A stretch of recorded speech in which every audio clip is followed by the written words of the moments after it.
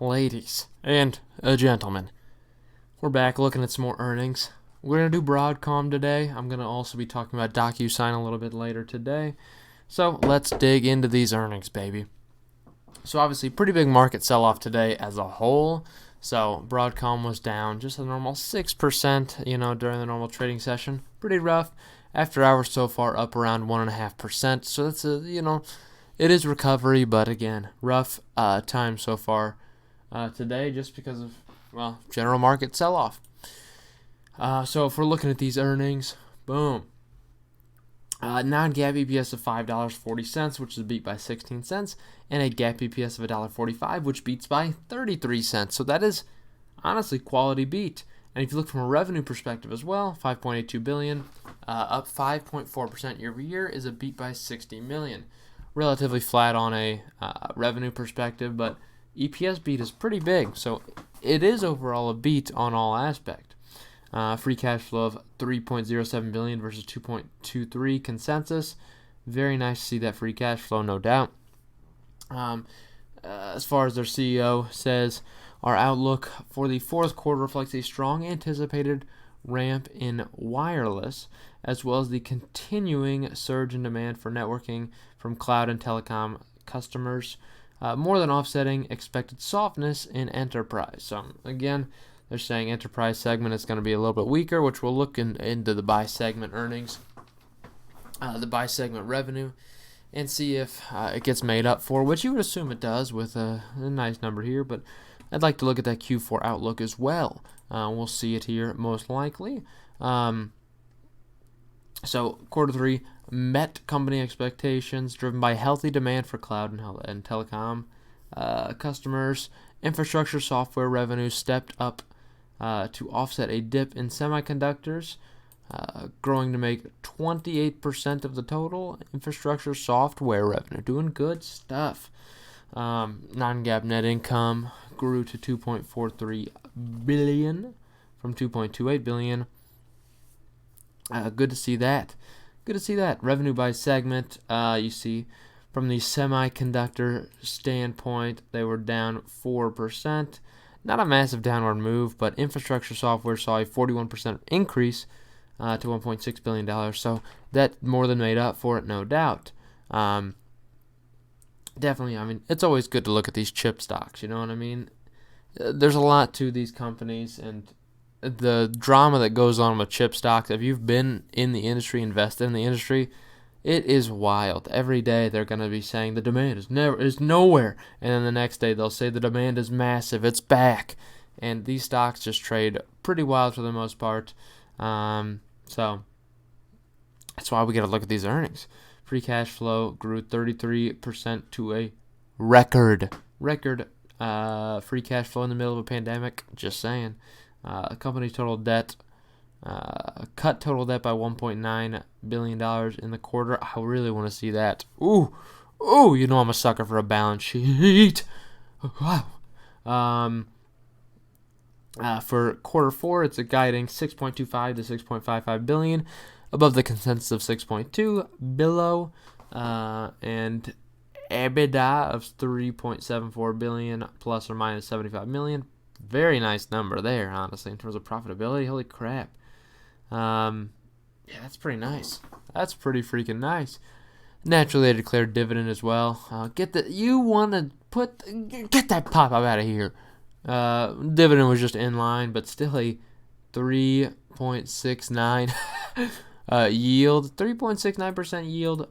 Pretty beautiful for this company. I do like what this company can do. You're talking about a good yield at a company with a P ratio pretty high. It's rare to find this match here. It's a match made in heaven, baby. Didn't mean to call you baby there, but what if I did?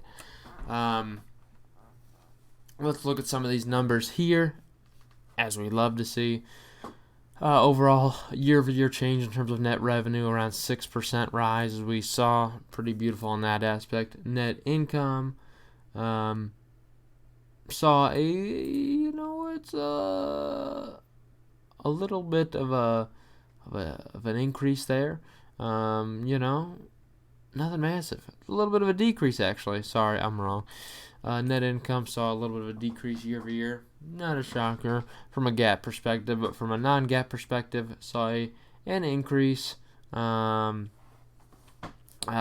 EPS fell 26 cents. Non-GAAP EPS rose 24 cents. I'm more of a GAAP standpoint myself. I prefer the GAAP. I'm just telling you that right now. And not to buy my clothing. I promise you that. So pretty nice overall. They give a breakdown in terms of what revenue. So 72% made from semiconductor and 28% from infrastructure versus 79 and 21 prior. So pretty cool to see that. A little bit of a difference in total breakdown there. A little bit of a difference. So you love to see stuff like that, you know. Nothing crazy. Quarterly dividends, obviously, basic stuff. We saw that. We like what they're doing there. There's really nothing super crazy, but they gave good outlook again, as we saw. Nothing major as far as these earnings are concerned. I do want to look at this balance sheet because it makes me excited. That's the word I'm going to use for it. Don't doubt it. Don't doubt the word I say. How long does this balance sheet go down? Okay. Now, this is one of those funky companies, okay, that gives a 9 months ending balance sheet comparison. So, I'll just say, total current assets, look at the amount of cash added on this balance sheet. Around $3.8 billion added. Total current assets of $13.6 billion versus $9.9 billion. Good improvement there. You know, $3.5 billion increase, $3.7 billion increase. Nice stuff. Total assets in general saw a very big increase, $79.2 billion versus $67.4 billion. Massive increase there. $12 billion increase in terms of total assets. Now liabilities, you know what? They cut some, but there's still an increase here, right? Total current liabilities of 6.7 versus 6.9. Did see a decrease there, but total liabilities in general saw an increase of around $13 billion, which definitely outweighs the $12 billion total asset increase. Should be mentioned, obviously, a lot of long-term debt that they added really just as a source of cash for the most part, and a lot of companies are doing the same thing. So if you look overall, $55.7 billion versus $42.5. Total liabilities or total stockholder equity actually saw a decline on the quarter, decreased a little bit, $23.5 billion versus a $24.9 billion number. So right around a $1.5 billion decrease in stockholder equity. It's not what I want to see from a company yielding this high in terms of a dividend. You don't really want to see that, you know what I mean? You want to see that balance sheet growing because obviously it makes it more easy to sustain that dividend. Now, I think they certainly can. I don't think that's anything crazy to talk about, obviously, because their EPS line of $1.45. I mean, I don't know. Overall, in a full year, though, they should. I think this full year, it'll be close. I don't know if they're going to do $3.25 total in EPS, so they might see a decline this year, actually, in terms of that balance sheet. That'd be rough, but Q4 is usually pretty profitable for them, so I think they will for sure.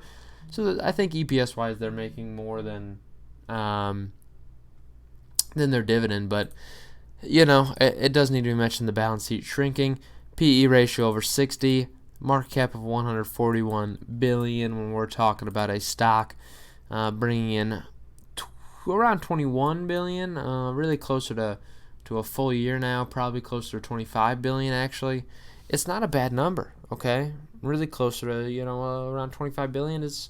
It's not actually that expensive as far as the market cap's considered. PE ratio is a little pricey, but it's mostly because of the industry that it's in, right? Just tech stocks tend to be a little highly valued.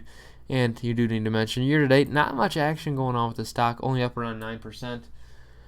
But since its lows in March, it's been up around 100%. So doesn't need to mention that, but I don't dislike the stock at these levels. I don't dislike it. Let me tell you that right now. I personally don't want to start a position at these levels, but I can completely justify if you wanted to, because I think it's a good stock. But that's all I got for you today, and I certainly do hope you enjoyed.